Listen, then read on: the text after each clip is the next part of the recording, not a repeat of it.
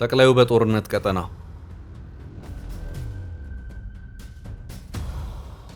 ጨለማ ወርሳቸዋለሁ።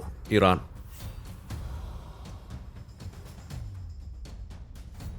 ከዱባይ ውጭ ሀገር ዜጎች በጦርነት ስጋት ከተማዋን እየለቀቁ ነው።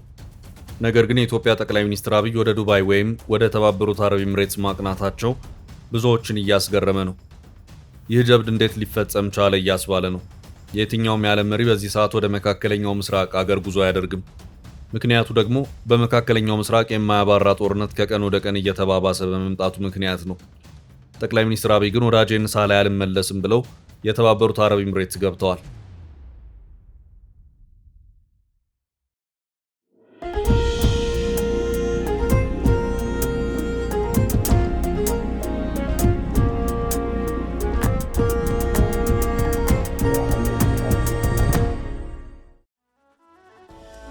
ላለፉት 2 አስርት ዓመታት የዓለም የቱሪዝምና የንግድ ማዕከል ሆና የቆየችው ዱባይ አሁን ላይ ከባድ የህልውና አደጋ ተጋርጦባታል። በአሜሪካ እስራኤልና ኢራን መካከል የተቀሰቀሰው ጦርነት ወደ ተባበሩት አረብ ኤምሬቶች ደጃፍ መድረሱን ተከትሎ በ10 ሺዎች የሚቆጠሩ ነዋሪዎችና ቱሪስቶች ከተማዋን ለቀው እየወጡ ነው። ባለፉት 2 ሳምንታት ውስጥ ኢራን በወሰደችው የአጸፋ ጥቃት የተባበሩት አረብ ኤምሬቶች የጥቃቱ ዋነኛ ሰለባ ሆነዋል። እንደ ዘ ጋርዲያን ዘገባ ከሆነ በየቀኑ በነዋሪዎች ስልክ ላይ የሚሳኤል ስጋት ስላለ ጥንቃቄ አድርጉ የሚሉ ማስጠንቀቂያዎች ይደርሳሉ።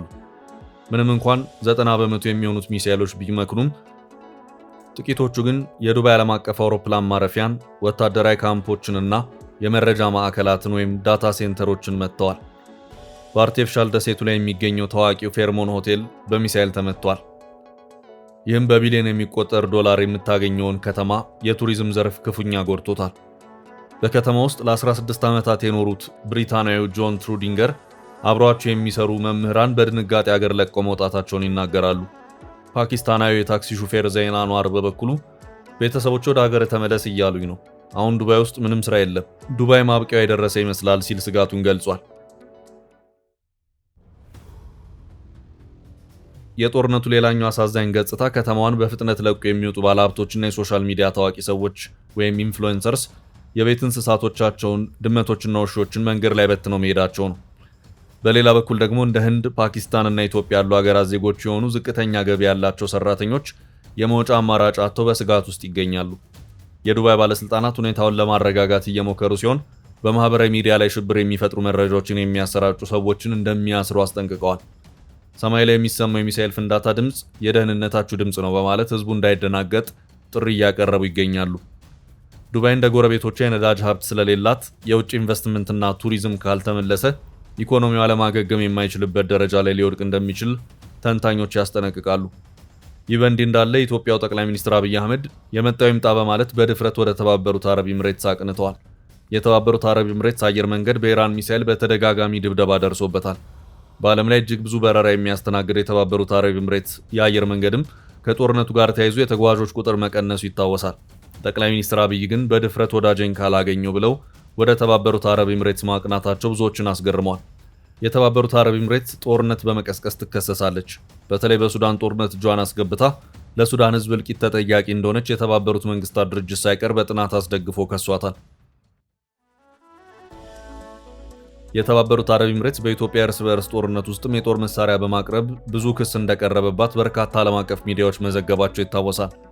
በአፍሪካ ቀንድ ውስጥ ጦርነትን በመደገፍ በማበረታታት የምትታወቅ የተባበሩት አረብ ኤምሬትስ በኢራን ሚሳኤል እየተደበደበች ሰላሟን ማግኘት የተሳናት ሀገር ሆናለች። የጦርነት መዘዙ ምን ያህል ዋጋ እንደሚያስከፍልም ኢራን አሳይታታለች። በቱሪዝም የምትታወቅ የተባበሩት አረብ ኤምሬትስ አሁን ጎብኚዎች የማይሄዱባት ሀገር ሆናለች። ውድ ሆቴሎቿ ሳይቀር በኢራን ሚሳኤል እየተመቱ ነው። ሆኖም ግን አንድ መሪ አይዞሽ ለማለት ከአፍሪካ ወደ ተባበሩት አረብ ኤምሬትስ አቅንተዋል። እኚህ መሪ የኢትዮጵያው ጠቅላይ ሚኒስትር አብይ አህመድ አሊ ናቸው። ጠቅላይ ሚኒስትር አብይ አህመድ ለስራ ጉብኝት ሐሙስ ዕለት የተባበሩት አረብ ኤምሬትስ መግባታቸውን ጽህፈት ቤታቸው አስታውቋል።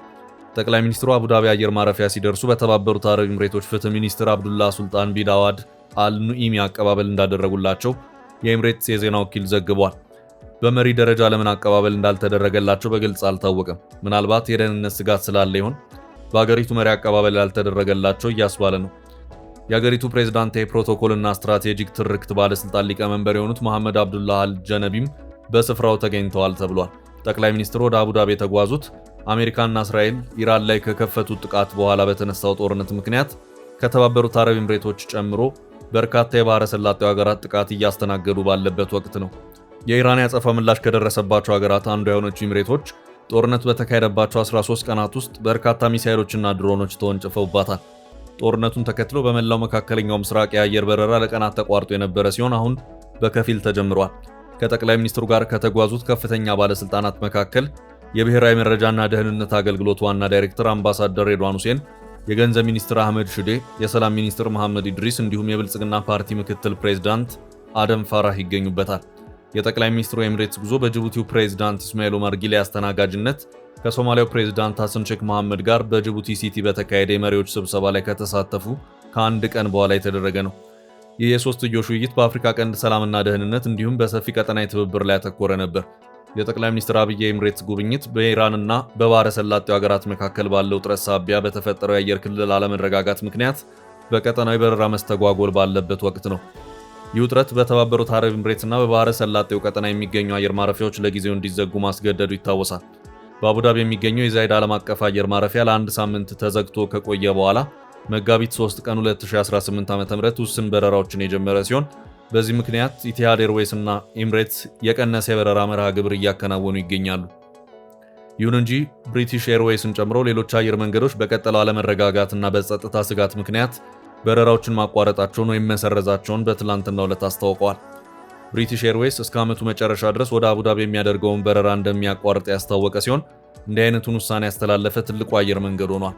ኩባንያው ለቀሪዎቹ የዚህ ወር ቀናት ወደ ሌሎች መዳረሻዎች የሚያደርጋቸውን በረራዎችም ሰርዟል። ኢራን በዱባይ ላይ ጠንከር ያለ ጥቃት ማድረሷን እንደምትቀጥል እያስጠነቀቀች ነው። በተለይ አሜሪካና የእስራኤል ጥቃት በኢራን መብራት ኃይል ላይ ጥቃት ካደረሱ መካከለኛው ምስራቅን ጨለማ ወርሰዋለሁ ስትል ለነተባበሩት አረብ ኤምሬትስና መሰሎቻቸው ማስጠንቀቂያ ሰጥታለች። ኢራን በኃይል መሰረተ ልማቶቿ ላይ ጥቃት ከተፈጸመ መላው የቀጠናው ሀገራት በግማሽ ሰዓት ውስጥ ወደ ጨለማ እንደሚገቡ አስጠንቅቃለች። የኢራን ከፍተኛ የብሔራዊ ደህንነት ምክር ቤት ጸሐፊ አሊ ላሪጃኒ የአገሪቱ የኤሌክትሪክ ኃይል መረብ ላይ ጥቃት የሚፈጸም ከሆነ መላው የመካከለኛው ምስራቅ በ30 ደቂቃ ውስጥ አጠቃላይ የኃይል መቋረጥ ወይም የጥቁረት አደጋ ብላክአውት ሊጋረጥበት እንደሚችል አስታውቀዋል። ላሪጃኒ ይህን ማስጠንቀቂያ የሰጡት ከዩናይትድ ስቴትስና ከእስራኤል ጋር እየተካሄደ ባለው ከፍተኛ ወታደራዊ ጥረትና በኢራን የነዳጅና የኃይል ማመንጫ ተቋማት ላይ እየተሰነዘሩ ያሉ ጥቃቶችን ተከትሎ ነው። ጸሐፊ በሰጡት መግለጫ ኢራን የቀጠናውን የኃይልና የህዝብ አገልግሎት መሰረተ ልማቶች የመለየትና አስፈላጊ ሆኖ ሲገኝም አጸፋዊ እርምጃ የመውሰድ አቅም እንዳላት ገልጸዋል።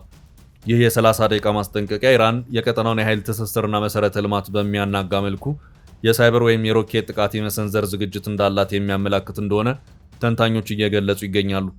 በአሁኑ ወቅት ኢራን ከባድ የኢንተርኔትና የኃይል አገልግሎት መቋረጥ እያጋጠማት ሲሆን በአንጻሩ በጎረቤት ሀገራት ላይም ተመሳሳይ አደጋ ሊደርስ እንደሚችል ዛቻዋን ቀጥላለች።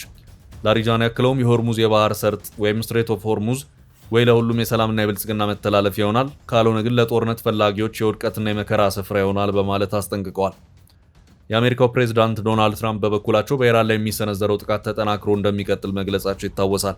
የቀጠናው ሀገራት በዚህ ከፍተኛ የቃላትና የወታደራዊ ፍልሚያ መሃል ከፍተኛ ስጋት ውስጥ ወድቀዋል። የኢራን የጸጥታ ኃላፊ አሊ ላሪጃኒ በአሁኑ ወቅት በሀገሪቱ የውሳኔ ሰጪነት ሚና ውስጥ ከፍተኛውን ስልጣን የያዙ ግለሰብ እንደሆኑ ይታወቃል።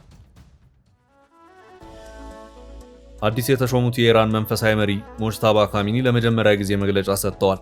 በአባታቸው ምትክ ስልጣን የተረከቡት ሞጅታባ በዚህ መግለጫቸው ኢራን የሰማዕቶቿን በቀል ትወስዳለች ብለዋል። በብሔራዊ ቴሌቪዥን በተላለፈው ንግግራቸው ኢራን 165 ሰዎችን ሕይወት ለቀጠፈ የትምህርት ቤት ጥቃት አሜሪካና እስራኤል ላይ እርምጃ እንደምትወስድ ዝተዋል። እንዲሁም የሆርሙዝ ሰርጥ ተዘግቶ እንደሚቆይ በዚሁ መግለጫቸው ላይ አስታውቀዋል። ከጎረቤት ሀገራት ጋር የነበረውን ወዳጅነት ለማስቀጠል ቃል የገቡት ሞጅታባ ኢራን የአሜሪካን የጦር ሰፈሮች ኢላማ ከማድረግ አትቆጠብም ብለዋል። በሌላ በኩል ፕሬዝዳንት ዶናልድ ትራምፕ ረቡዕ ዕለት ከአክሲዮስ ጋር ባደረጉት ቆይታ በኢራን ላይ እየተካሄደ ያለው ወታደራዊ ዘመቻ እጅግ ስኬታማ መሆኑንና ጦርነቱ በቅርቡ እንደሚያበቃ ገልጸዋል። ትራምፕ እንደገለጹት ጥቃቱ ከታቀደለት ጊዜ ቀድሞ እየተከናወነ ሲሆን በመጀመሪያዎቹ 6 ሳምንታት ውስጥ ይደርሳል ተብሎ ከታሰበው በላይ ከፍተኛ ጉዳት በኢራን ላይ ደርሷል። ጦርነቱ እንዲያበቃ በፈለግኩ ሰዓት ያበቃል፣ በማንኛውም ጊዜ ማቆም ስልጣኑ አለኝ በማለት የድርድር ወይም የድል ሁኔታውን እርሳቸው እንደሚወስኑት ተናግረዋል። ኢራን ላለፉት 47 ዓመታት በመካከለኛው ምስራቅ ላደረሰችው ጥፋትና ሞት አሁን ዋጋዋን እየከፈለች እንደሆነና በቀላሉ አታመልጥም ሲሉ ዝተዋል። የዓለም አቀፍ የነዳጅ ዋጋ እየናረ ባለበት በዚህ ወቅት የአሜሪካ ጦር በሆርሙዝ ወሽመጥ ውስጥ የነዳጅ ጫኝ መርከቦችን መንገድ ለማጽዳት 16 የኢራን ፈንጅ ቃኝ ጀልባዎችን ማውደሙን ትራምፕ አረጋግጠዋል። ምንም እንኳን ትራምፕ ጦርነቱ ሊያበቃ ነው ቢሉም የመከላከያ ሚኒስትሩ ፒት ሄግሴት ግን ይህ ገና ጅምር ነው በማለት የተለየ ድምፅ አሰምተዋል። ሚኒስትሩ አክለውም ጠላትን እየደቆስን ነው፣ ኢራን ተገላ እያለቀች ነው ብለዋል። የጦር ኃይሎች ጠቅላይ ኤታማዦር ሹም ጀነራል ዳን ኬን እስካሁን 5000 ኢላማዎች መመታታቸውንና 50 የኢራን መርከቦች መስጠማቸውን አስታውቀዋል። ኦፕሬሽን ኤፒክ ፊውሪ ከተጀመረ 14 ቀናት እያስቆጠረ ነው። በደረሰው ጥቃት የኢራን የበላይ መሪ አያቶላህ አሊ ካሚኒ መገደላቸውና ሌሎች ባለስልጣናትን መገደላቸው ይታወሳል። ኢራን በሰነዘረችው ያጸፋ ጥቃት እስካሁን 7 የአሜሪካ ወታደሮች መገደላቸው ተገልጿል። የአሜሪካ መርከቦችም ተመትተዋል። በዋሽንግተን የሚገኙ ዲሞክራቶች አስተዳደሩ ግልጽ የሆነ የድህረ ጦርነት እቅድ የለውም በማለት ትችት እየሰነዘሩ ይገኛሉ። የመካከለኛው ምስራቅ ውጥረት ወደ የት ያመራ ይሆን? የብዙዎች ጥያቄ ነው።